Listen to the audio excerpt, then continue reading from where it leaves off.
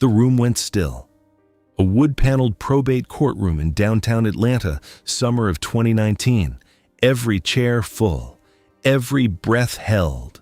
The family attorney, silver-haired Russell Crane, lifted the final page of the late Constance Whitfield's handwritten will and read it aloud, his voice cracking only once. "I have no granddaughter named Imani." A gasp rolled through the gallery. In the second row, Imani Reeves felt her knuckles go white around the strap of her leather purse. Her heart slammed against her ribs. 42 years old, navy suit pressed to perfection, 200 strangers watching her disappear in real time. Across the aisle, Constance's legitimate white grandchildren exhaled in unison. Vivian Whitfield, 38, blonde, posture-trained from birth, closed her eyes in silent prayer. Her brother Beau, 35, leaned back and let out a low whistle of relief. The $40 million Whitfield estate, Buckhead apartments, downtown commercial lots, century-old land holdings, was theirs. All of it. And Imani Reeves was nothing. She stood up. Her legs felt borrowed. She walked between the murmuring Atlantans, the old money, the new money, the lawyers in their $1,000 shoes, and pushed through the heavy oak doors into the July heat. The air hit her face like a slap. Her throat burned. Her hands would not stop shaking. Whatever Constance Whitfield had known, she had known it on purpose, and she had taken that knowledge to her grave. But Constance had made one mistake. She had not counted on the woman her son had paid to disappear. And she had not counted on that woman's daughter. Imani drove west. The Peachtree skyline shrank in her rearview mirror as she crossed North Avenue into older, leafier streets where the trees had been planted before the interstates. Her hands were still trembling on the steering wheel. Her mother's bungalow was small and yellow with white trim, the kind of house that looked like it had been loved for 50 years and never once updated. The screen door banged behind her. Inside, the smell of cornbread and sage. Lula Mae Hollings, 71 and frail, was sitting at the kitchen table with a glass of sweet tea, waiting. Imani could see it in the way her mother's hands were folded, too tight, too still. "Mama," Imani said, her voice cracked. "Who was my father?" Lula Mae closed her eyes. For a long moment, the only sound was the kitchen clock. Then the story came out. Slowly at first, then all at once, like a dam breaking. His name was Alistair Whitfield, Constance's only son, the heir to the Whitfield real estate empire. Their affair had begun in the summer of 1976 when Alistair was 24 and Lula Mae was 28, working as a receptionist in a downtown law firm. He was magnetic, educated. He drove a silver Mercedes and spoke like the world was waiting for his next sentence. And he was a coward. Lula Mae reached into the table drawer and pulled out a photograph, yellowed, curling at the edges.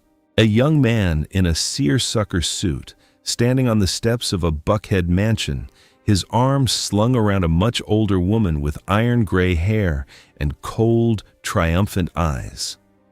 Constance. Alistair was smiling in the picture, but the smile did not reach his eyes. It was the smile of a man who had already decided to run. "He sent me this the week before he paid me to leave," Lula Mae whispered. "No note on the back, just the picture. Like he wanted me to remember what I would never have, what he was willing to throw away." When Constance discovered her son was expecting a child with a black woman from the west side of Atlanta, she sat Alistair down in the library of the Whitfield mansion on Tuxedo Road and gave him an ultimatum so cold it could have frosted the windows. Leave the woman, or be cut from the will. Lose the Mercedes. Lose the mansion. Lose the name. Lose everything. He chose the money. He paid Lula Mae $25,000 in cash. He told her the baby was better off not knowing him. He told her Constance would destroy them both if she didn't disappear. And then he climbed into his silver car and drove away. He did not look back. He never did.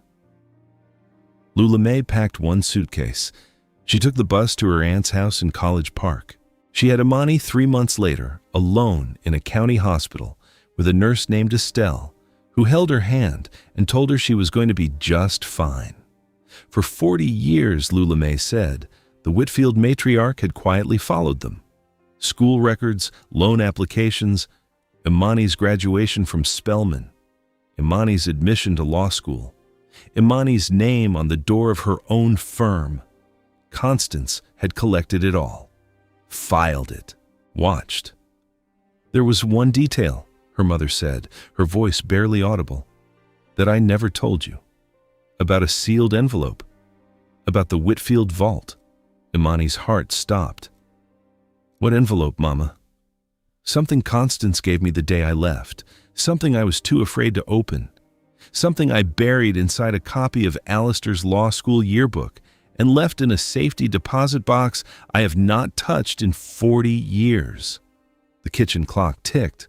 The cornbread cooled, and Imani understood in that small yellow kitchen that the courtroom that morning had not been the end of her story. It had been the first move. Imani did not sleep that night. She sat at her kitchen counter with a legal pad and a cup of black coffee. By dawn, she had the bones of an investigation. But bones were not enough. She needed a witness. At 8 a.m., she dialed the Fulton County Recorder's office. After 45 minutes on hold, a clerk named Francine Tate picked up, a soft-spoken black woman who had worked the recording desk since 1987. Ms. Tate, Imani said, I need to pull every lien, mortgage, and UCC filing under the name Whitfield in the last 10 years. A pause, then a knowing sigh. Whitfield, Francine said, is the family that bleeds money and prays nobody notices. The clerk told her, in the patient voice of someone who had seen dynasties crumble from behind a government desk, that the records told a story the family had never wanted read out loud. The Buckhead house carried 2 mortgages, both taken out within the last 18 months. A restaurant venture called Price & Cohen had filed 4 separate commercial liens against family holdings before collapsing. There was an outstanding fraud suit in Fulton County, a sealed DUI in Cobb County, and a child support order out of Athens-Clarke County that had been ignored for over a year. Those people, Francine said quietly, have been signing papers they cannot pay for, betting on a dead woman's money. And the dead woman knew. You could see it in every clause she filed. She was tying her own purse shut before she died. Imani thanked her. She set the phone down. Vivian had taken out a personal loan of $1.2 million against her expected inheritance 6 weeks before Constance died. Beau had sold off 3 parcels of family land to fund a vintage racing habit. The man could not pay his own child's mother. And then, that same afternoon, Beau walked into her office. Tousled hair, sunglasses pushed up on his forehead, a whiff of bourbon at 10 in the morning. He did not introduce himself. He dropped into the visitor's chair across from Imani's desk and threw his hands up. Vivian told me she hired you. The best black litigator in Atlanta, she said. Well, I'm the brother, and I need you too, because my sister is going to drag this family into the dirt, and I'm not going down with her. Imani did not move. She did not blink. She could feel her pulse in her throat. And you came here? She said carefully. To my office. Today. Yes, ma'am. I came here. You don't know who I am, do you, Mr. Whitfield? He laughed, short, dismissive. I know you're the best. That's enough for me. It was not enough, not even close. Imani took his case file. She set it on the corner of her desk. She told him she would call him by Friday. He left whistling. And Imani Reeves, the erased granddaughter, sat alone in her office, looked at the file, looked at the framed photograph of her mother on the wall behind her, and felt the scales of her life tip quietly toward justice. The fraud lawsuit gave Imani a legitimate reason to demand access to the Whitfield vault. As lead counsel, She filed the proper motions. The executor, a distant Whitfield cousin, did not object. 3 weeks later, Imani stood in a climate-controlled room beneath the old Whitfield Bank building on Peachtree, surrounded by steel deposit boxes, leather-bound ledgers, and the slow, dry breath of 40 years of secrets. Box 411. The sealed envelope was cream-colored and heavy. Across the front, in Constance's own sharp handwriting, were 5 words.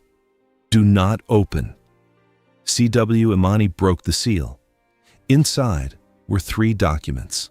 The first was a 1977 paternity affidavit signed in blue ink by Alistair Whitfield, acknowledging in plain legal language that he was the father of one Imani Hollings, born September 14, 1977, mother Lula May Hollings, father Alistair Whitfield.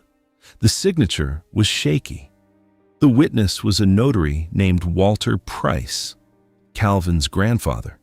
The second was a photocopy of the cashier's check, $25,000, dated October 1977, made out to Lula May Hollings, cashed 4 days later at a bank branch on the south side of Atlanta.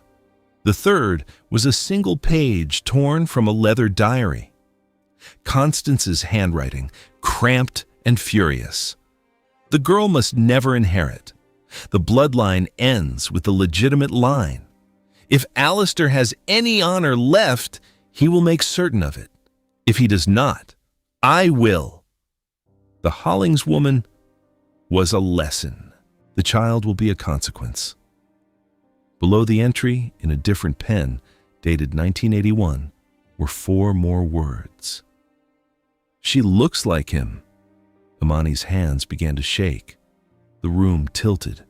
She sat down hard on the metal floor of the vault, clutching the affidavit to her chest, and felt the world rearrange itself around her. 42 years.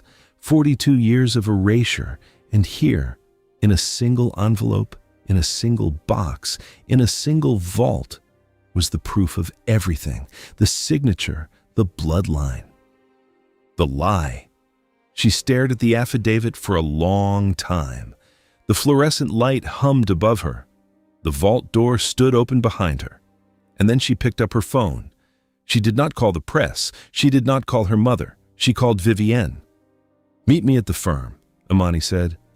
"1 hour. Come alone." Vivienne arrived in a black dress and dark glasses, expecting a strategy session on the fraud lawsuit. She sat down. She folded her hands. She tried to smile. Imani placed the paternity affidavit on the desk between them. Vivienne looked at it. Her face went white, then gray, then something in between that had no name. She read the signature. She read the date.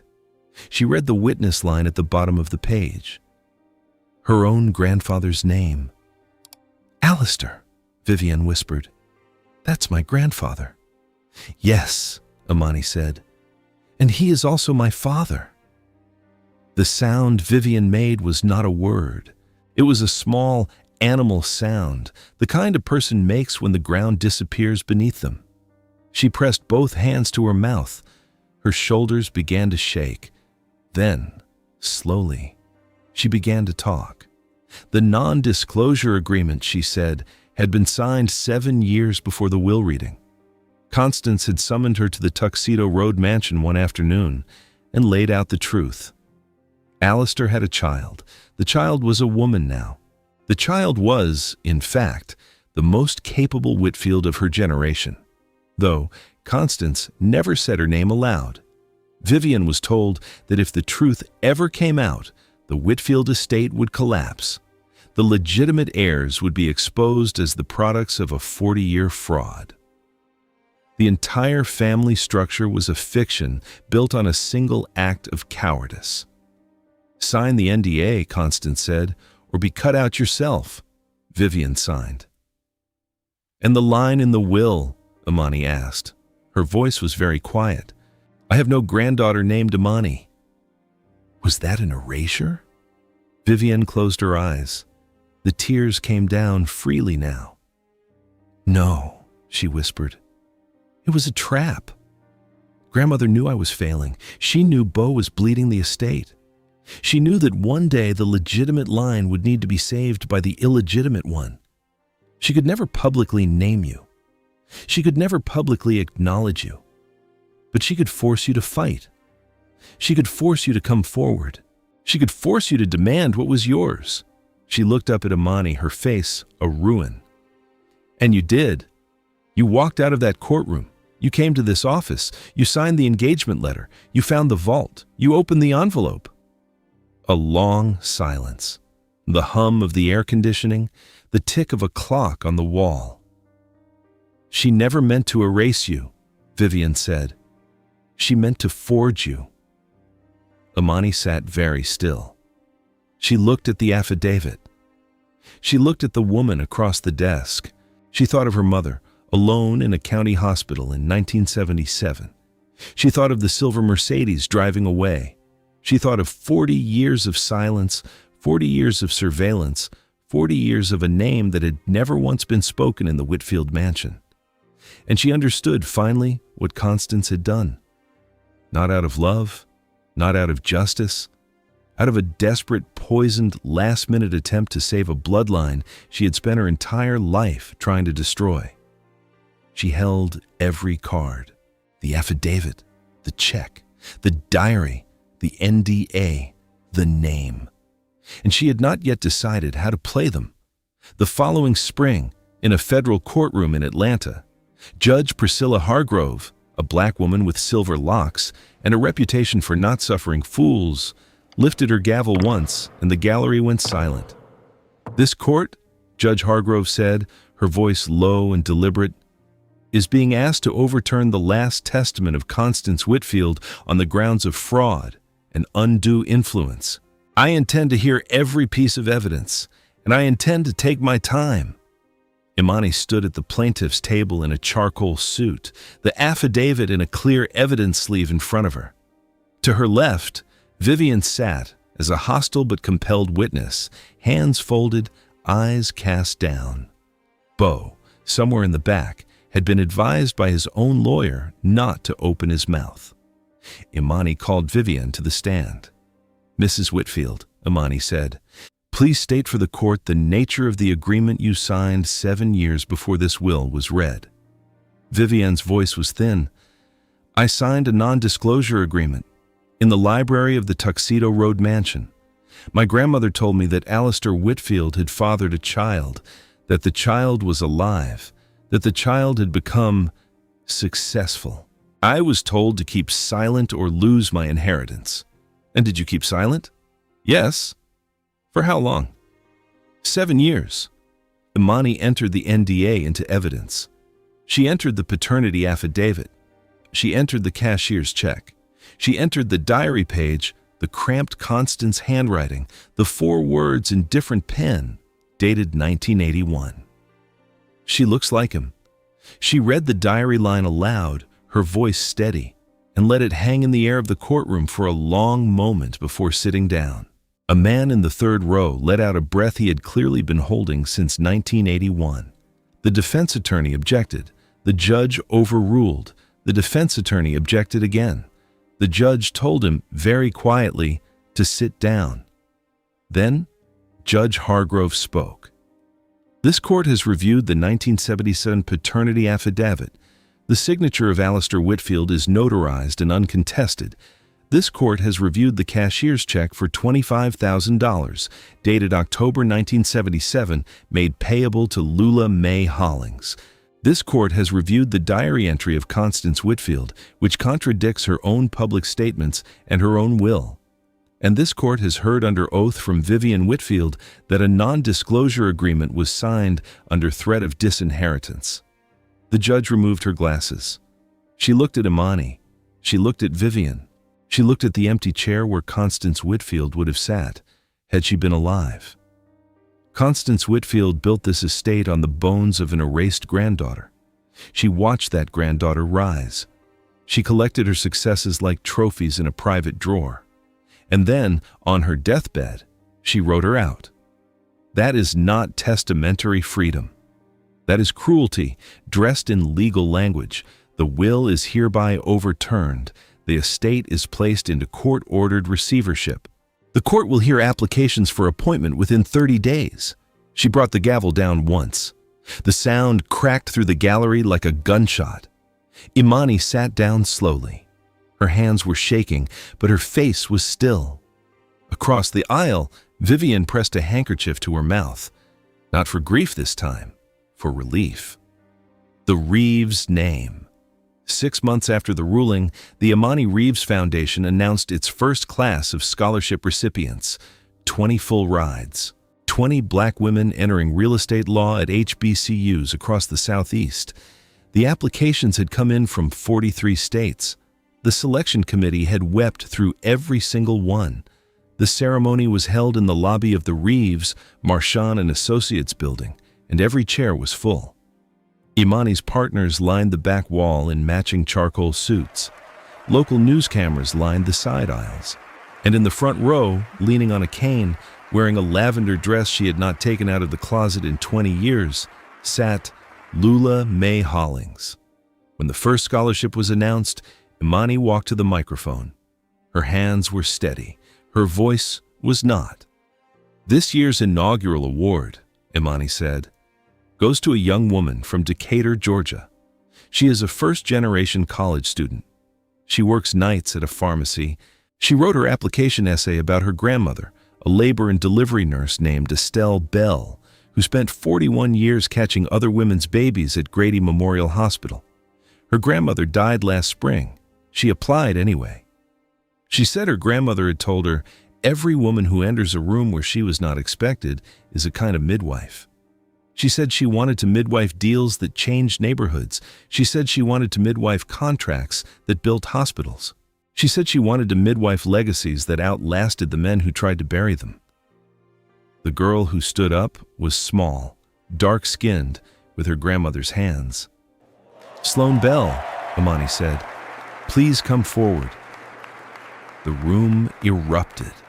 Sloan's hands were trembling as she took the certificate. As she passed Lula Mae's row, she stopped. She looked at the old woman.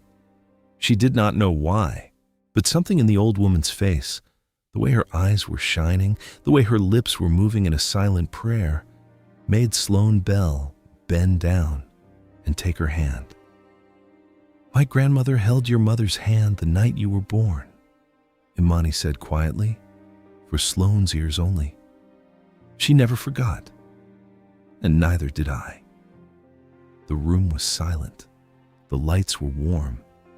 Outside, the Atlanta skyline held the last gold of the afternoon. Imani returned to the microphone.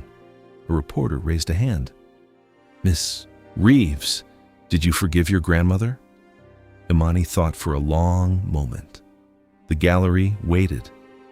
"Forgiveness," she said, "is not a gift. It is a process, and it is not owed to anyone who has not earned it. But I have made peace with the truth.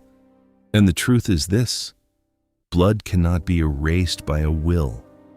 Lies cannot outlast a single generation. And karma does not always look like revenge. Sometimes it looks like a black woman walking into a boardroom, signing her own name, and refusing to look back." Lula Mae pressed her handkerchief to her mouth and smiled. The Whitfield name was gone. The Reeves name was just beginning.